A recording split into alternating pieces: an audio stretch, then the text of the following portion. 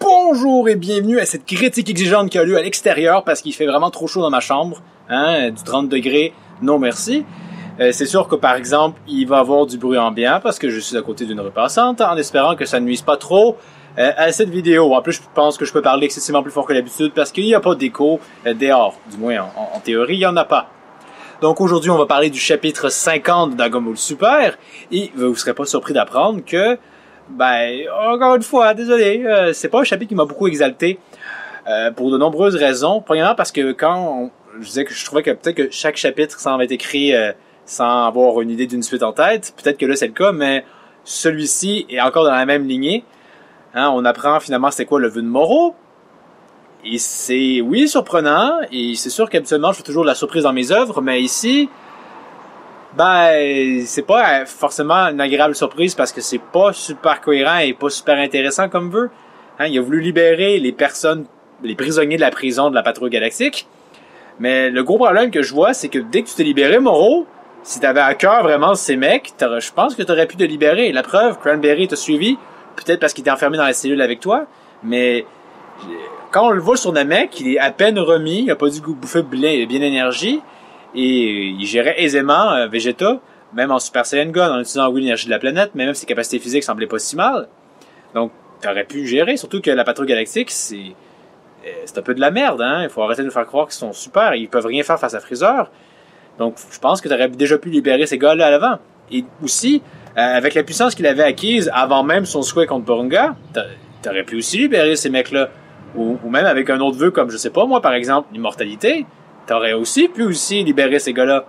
Donc vraiment, ça me semble vraiment être un autre vœu complètement gaspillé qui sert à rien.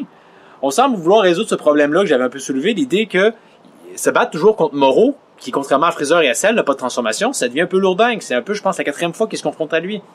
Et c'est aussi, encore une fois, une des nombreuses fois où il les tue pas. C'est sûr que nos héros sont tellement stupides qu'ils réussissent toujours à réabsorber leur énergie. Je peux comprendre pourquoi ils les laissent en vie, mais c'est probablement pas ce quoi ils pensent, mais c'est vraiment bizarre de voir Moro toujours ne pas les tuer. Donc c'est ça. C'est un peu lassant de se battre contre lui. Il faudrait qu'il y ait des suffixes pour pas reproduire, si on veut, l'erreur de l'arc Black. Le problème, c'est que les suffixes qu'on nous sort sont pas super intéressants. On semble en avoir un qui va être majeur, bien qu'il y ait une page avec peut-être d'autres qui pourraient être plus importants, mais non. Il y a cette page-là, on les voit plus après, donc très mauvais travail s'ils vont revenir. Donc si c'est seulement lui, c'est pas sympathique, mais il semble pas être incroyable. Je veux dire, oui, il réussit à frapper d'un coup de poing Goku en Super Saiyan 3, mais ce dernier avait baissé sa garde. Or, en Super Saiyan 3, ça doit probablement vouloir dire que Satan pourrait le tuer en soufflant dessus. Également, il menait beaucoup des armes à feu, donc non, ça semble pas être un sbire vraiment super intéressant qui va avoir des combats pour lui, donc. Également, toute la question comme Moro, il veut des sbires, mais il se débarrasse de Cranberry assez facilement. Bon, ce dernier, merci l'oiseau, voulait bien, était pas très fidèle, donc peut-être, mais n'empêche, tous ces sbires-là, c'est un peu bizarre. En plus que, le gros problème avec Dragon Ball Super, c'est que t'as des personnages qui techniquement sont des niveaux divins, et là, t'as Moro qui prend des sous-merdes, en fait, c'est des soldats trésors de merde, c'est à peine plus fort qu'un Namek, ou même moins fort qu'un Namek, et il réussit, on dirait, carrément à les rendre forts comme Cell dans sa forme parfaite. Pourtant, c'est un paquet de gens, là.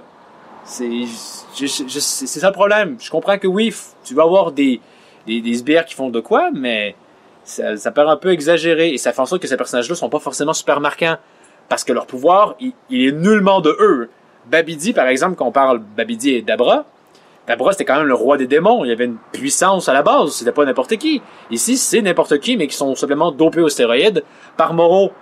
Il y a peut-être un peu plus les bandits que Merus avait attrapés qui sont de retour. Peut-être qu'avec eux, on peut espérer plus. Mais encore une fois, on n'est pas forcément attaché à eux parce qu'on sait que sans la puissance de Moro, c'est des sous-merdes complètes et totales. Donc, oui, on amène des sbires, mais ils sont pas super intéressants, je trouve. Donc, qu'est-ce qu'on va faire plus tard avec ça? Je sais pas. Mais, point intéressant à noter, c'est que déjà Moro a une armée plus puissante que Freezer, parce que forcément, l'armée de Freezer en termes de puissance doit être complètement à la ramasse, mais ça pourrait encore être drôle, parce que c'est Dragon Ball Super. Donc, et on arrive peut-être vers le point plus positif dans ce chapitre-là, selon moi, c'est ce vers quoi ça se dirige, même si c'est toujours un peu comme... OK.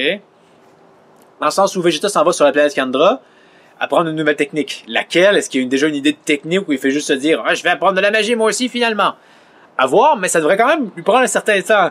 C'est Dragon Ball Super, ok? Donc, j'espère au minimum 3 jours et peut-être plus. Et c'est peut-être l'occasion justement de laisser un petit peu du temps au récit pour qu'il se développe hors écran. Ça arrive et ça peut être fait.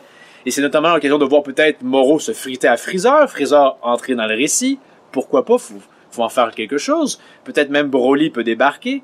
Le seul problème, c'est que Moro va encore une fois juste absorber leur énergie.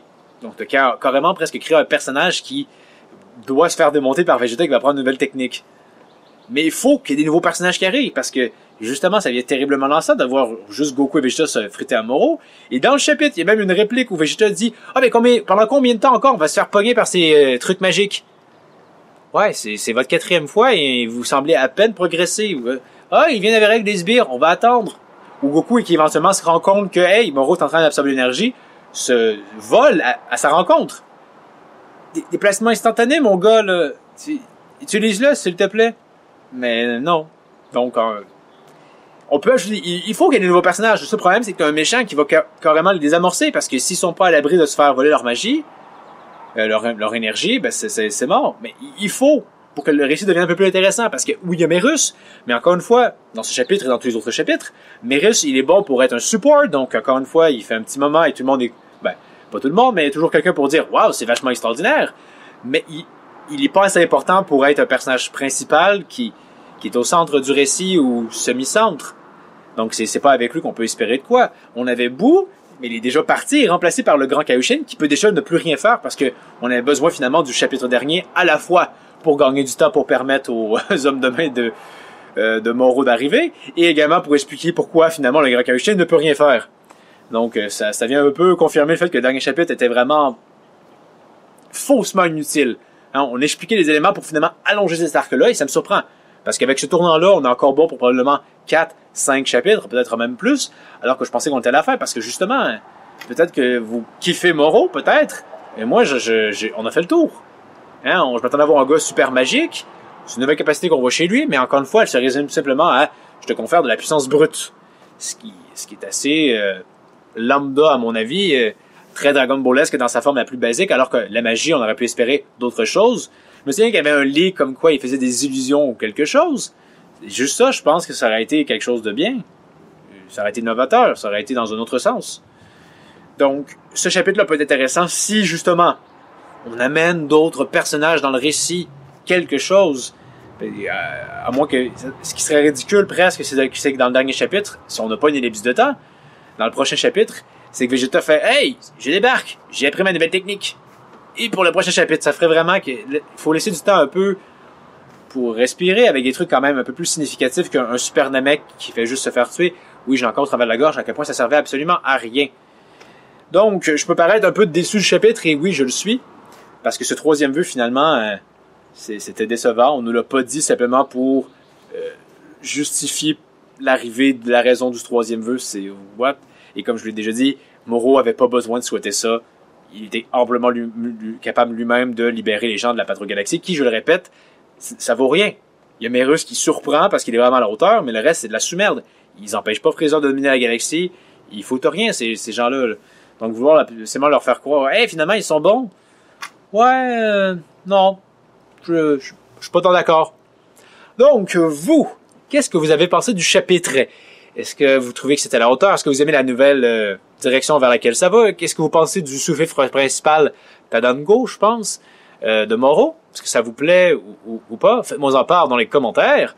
Également, si vous appréciez une vidéo à l'extérieur malgré les bruits de chars et les bruits d'oiseaux qui chantent, ben, faites-moi en part dans les commentaires et je pourrais peut-être le refaire. C'est quand même agréable de le faire à l'extérieur. J'ai plus de place pour parler et probablement aussi moins d'écho, ce qui est assez agréable aussi. Donc, pour la prochaine critique exigeante, nous allons parler, je sais pas encore, peut-être un autre nouveau segment dans la défense 2, ou peut-être un de ces vilains qui fonctionne. Ça fait longtemps que j'en ai pas fait, et je crois que j'ai encore quelques vilains qui fonctionnent, toujours dans Dragon Ball. Donc, à voir à ce moment-là. Également, il y aura bien évidemment j'ai commencé le pitch de vente pour le tournoi du pouvoir, ça va être 3 vidéos. La première a été faite, on peut s'attendre dans la deuxième éventuellement, probablement très certainement en août, et probablement la troisième partie en septembre. Donc, Encore une fois, merci d'avoir regardé. N'hésitez pas à partager, commenter, partager la bonne nouvelle, vous abonner et tout le tralala. Et je vous dis à la prochaine critique exigeante. Stop it! The piss! Oh, what did the kitten tell us to do in this situation? Oh, he cut off the kitten! So, aren't you gonna dodge any of these?